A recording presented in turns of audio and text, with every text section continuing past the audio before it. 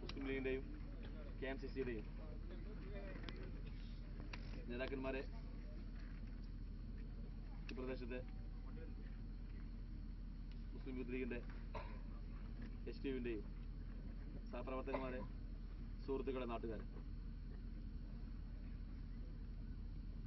നാളെയും മറ്റന്നാളുമായി നമ്മുടെ പരിപാടിയുടെ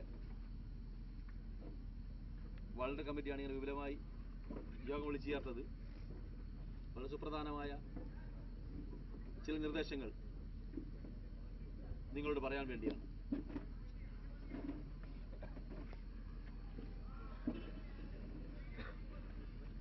ചുരുങ്ങിയത് ഈ ഗ്രൗണ്ടിൽ നാളെ ഒരു 20,000 ആളുകളെയാണ് പ്രതീക്ഷിക്കുന്നത്. അതിൽ പകുതിയിലും കൂടുതൽ ആളുകൾ സ്ത്രീകളായിരിക്കുമെന്നാണ് മനസ്സിലാക്കാൻ കഴിയുന്നത്. അപ്പോൾ ഈ ആളുകളെ മുഴുവൻ സ്വീകരിച്ചിരുത്തേണ്ടതും ഈ ആളുകൾക്ക് വേണ്ട നിർദ്ദേശങ്ങളും സഹായങ്ങളും ചെയ്തു കൊടുക്കേണ്ടതും ഞാനടക്കമുള്ള എന്നെ മുന്നിലിരിക്കുന്ന പ്രിയപ്പെട്ട സുഹൃത്തുക്കളാണ്. ആ ഉത്തരവാദിത്വം ചെറുതല്ല എന്ന ബോധം ഓരോ ആളുകൾക്കും ഉണ്ടാവണമെന്നാണ് വിനീതമായി അപേക്ഷിക്കാനുള്ളത്. നമ്മൾ തരുന്ന നിർദ്ദേശങ്ങൾ, നമ്മൾ ഏറ്റെടുക്കുന്ന ജോലി വളരെ ഉത്തരവാദിത്വത്തോടുകൂടി വളരെ കർക്കശമായി നടപ്പിലാക്കാൻ കഴിയണം. പക്ഷെ അത് വളരെ മൃദുലമായിരിക്കണം.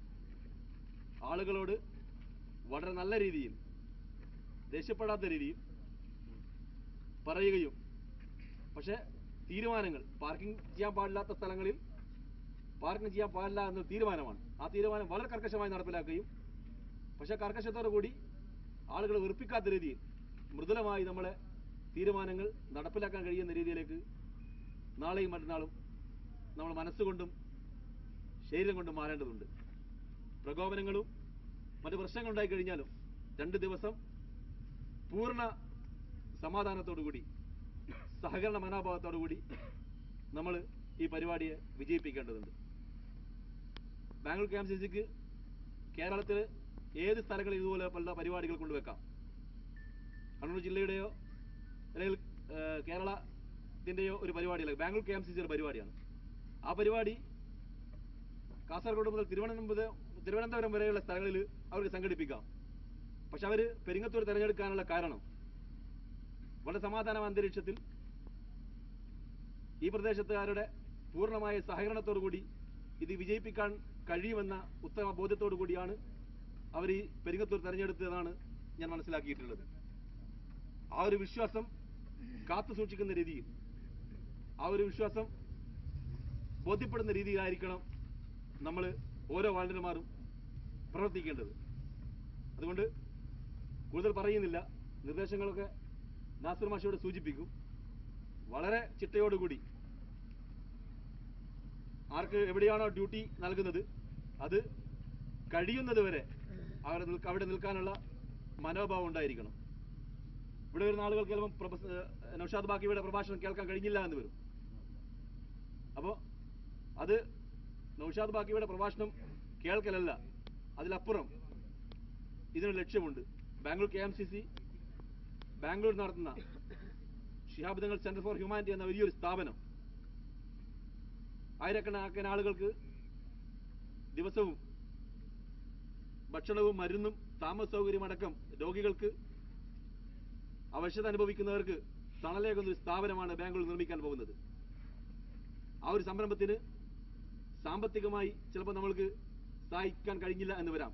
പക്ഷേ ആ ഒരു വലിയൊരു ഉദ്യമത്തിന് നമ്മുടെ ആരോഗ്യം, നമ്മുടെ ചെറുപ്പക്കാരുടെ ആരോഗ്യം വിനിയോഗിക്കാൻ കഴിയൂ എന്നത് വളരെ അഭിമാനത്തോടുകൂടി നമുക്ക് നാളെ അള്ളാഹുവിന്റെ മുമ്പിൽ ഉത്തരം പറയാൻ കഴിയുന്ന കാര്യമാണ്. പ്രവാചകൻ സല്ലല്ലാഹു അലൈഹി വസല്ലം പറഞ്ഞു, 2 കാര്യങ്ങൾക്ക് ഉത്തരം പറയാൻ കഴിയാതെ നിങ്ങൾക്ക് നാളെ സ്വർഗത്തിൽ പ്രവേശിക്കാൻ കഴിയുകയില്ല. ഒന്ന് നിന്റെ യുവത്വം, മറ്റൊന്ന് നിന്റെ സമ്പത്ത്.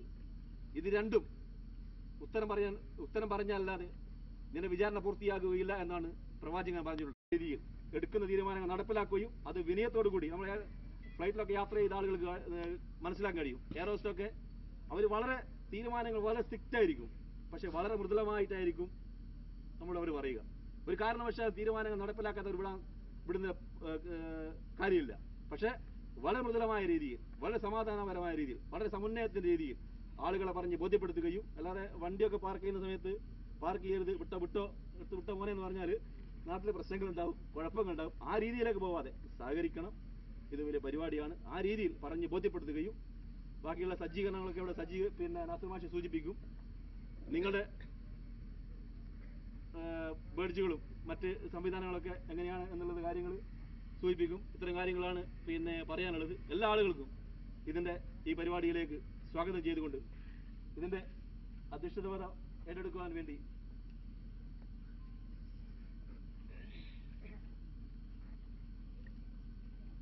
സ്വാഗത സംഘത്തിന്റെ ചെയർമാൻ കുറുവാളി മുഹമ്മദ് ഹാജി സാഹിബിനെ ഹൃദ്യമായി ക്ഷണിച്ചുകൊണ്ട് നിർത്തുന്നു. അസ്സലാമു അലൈക്കും.